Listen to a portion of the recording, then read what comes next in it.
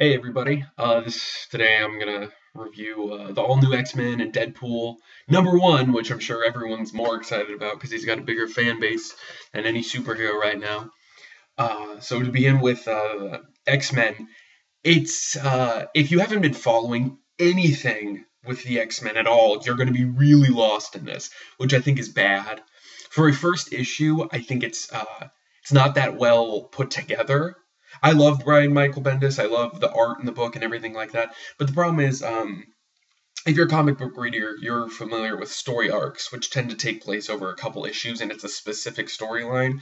And this feels like one of those issues in a story arc that isn't very important. Like, for example, a story arc will have 5 comics, and like 2 of which don't really matter. They're kind of just like the last page is like, oh, and then this is going to happen in the next issue, which actually gets something done. That's kind of what this is felt like when I was reading the all new X-Men, because it was really a, you have Scott Summers rounding up the mutants, and you have Beast who goes back in time to recruit basically the old X-Men, who I feel like everybody loves and is familiar with, but to anybody who hasn't been following, that's going to be really, really confusing.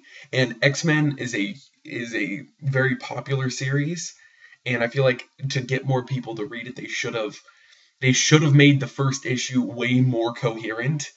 And this could have been this. It's just hard to explain how I feel about it because it's just so. I know what's going on, but I know people want to know what's going on. Same, well, the Jean Grey thing. They're bringing Jean Grey back, which is great because I love Jean Grey. I hated Phoenix. I liked Jean Grey a lot. But the problem is people aren't very familiar with, Jean Grey. Well, they're familiar. They're not familiar with her death. Let me rephrase that. They're not familiar with her death, which was a huge part, in the series. And now she's back, and that's gonna confuse some readers. But yeah, I think you can pass on it. If you wanted to read it, go to your comic book store and read the last page, and then you'll be fine, in my opinion. But then on to the Deadpool #1, which more people are excited about, I guess.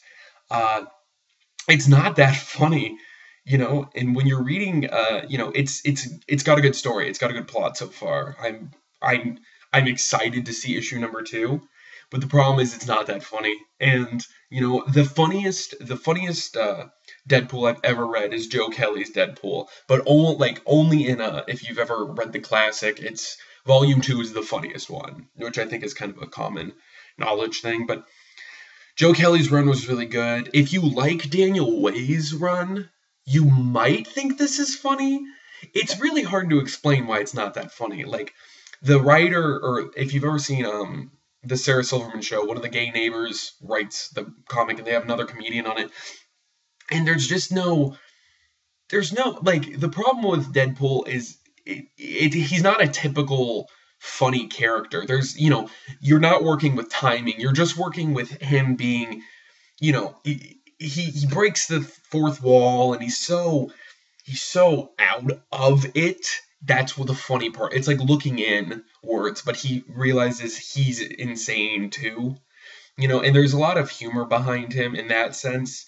And I feel like that has dissipated because of Daniel Way's run on Deadpool, because he's created him almost just like a nonsensical, oh, I like burritos. Kind of, oh, that's funny because it's so random. Like, no, it's not funny. Random is sometimes funny, but random doesn't, mean funny.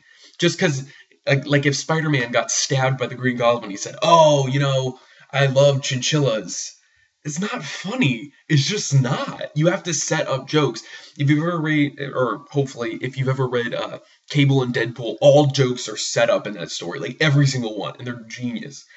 But the problem with the first issue is it's not that funny, and hopefully they make it more funny. And I think that's why people like Deadpool. I don't think they like his abilities that much. I don't think people realize what his abilities are. People are like, oh, he can teleport. Like, no, he has a device for that. Like, oh, it's a good starting off point, but I feel as if it's just not that funny to me. And it might be to other people, but hopefully as issues go on, they'll make me laugh more. But yeah, that's my main gripe with it. But yeah, this video is pretty long. Yeah, thanks for watching. I guess please subscribe if you want more comic information. And yeah, thanks for watching.